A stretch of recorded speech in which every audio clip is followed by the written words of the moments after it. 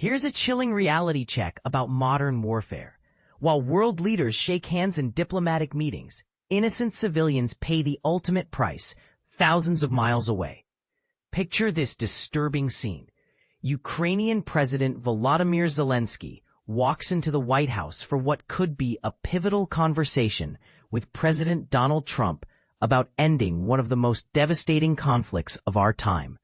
At that exact moment, Russian forces unleash a barrage of deadly drone attacks on Ukrainian soil, claiming 10 innocent lives. The timing? Absolutely no coincidence. But here's where it gets even more devastating. Among the 7 fatalities in Kharkiv were a toddler barely old enough to walk and a teenager with their whole life ahead of them. These weren't military targets or strategic installations. These were ordinary people sleeping peacefully in their homes at 5 in the morning when Iranian-made Shahed drones came screaming out of the darkness from multiple directions. Local Ukrainian leadership didn't mince words about what they witnessed. Ihor Terekov, Kharkiv's mayor, made a bone-chilling observation that should make every person question the nature of modern conflict. He described the attack on the residential complex as completely deliberate, painting a picture of calculated violence against defenseless civilians. The horrific aftermath captured in video footage tells the story better than words ever could. Upper floors of apartment buildings pancaked into rubble, emergency responders desperately hosing down smoking debris, and the heartbreaking image of a firefighter cradling a child's lifeless body. And this is the part most people miss about Putin's war strategy. Ukrainian officials immediately recognized these strikes as something far more sinister than random military operations. Andriy Yermak, serving as Zelensky's most trusted chief of staff, delivered a scathing assessment that cuts right to the heart of Russia's true intentions.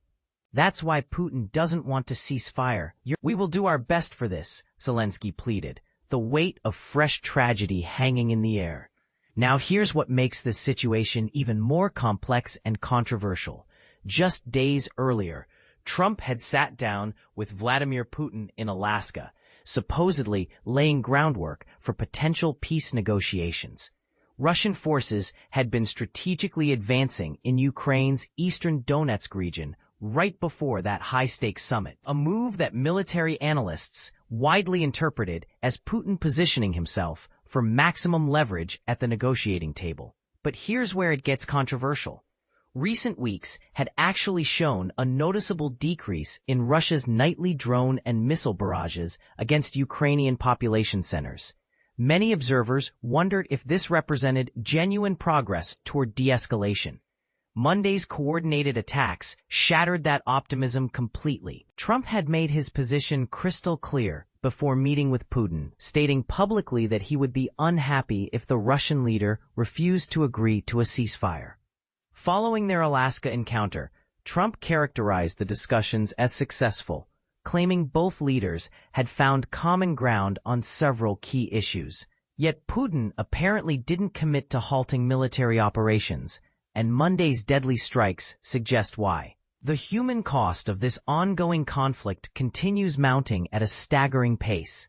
United Nations investigators documented a sobering statistic that should shake anyone to their core. Between December 2024 and May 2025 alone, 1,000 Ukrainian civilians lost their lives, including those living in Russian-controlled territories. Each number represents a family destroyed, a community grieving, a future stolen. Here's the question that should keep everyone awake at night. Is Putin deliberately timing these deadly attacks to coincide with diplomatic meetings as a calculated psychological warfare tactic? Are these civilian casualties simply collateral damage, or strategic messaging designed to demonstrate that Russia holds all the cards, regardless of what happens in Washington meeting rooms? And this brings us to the most uncomfortable truth of all. While world leaders engage in carefully choreographed diplomatic theater, real people continue dying in their sleep.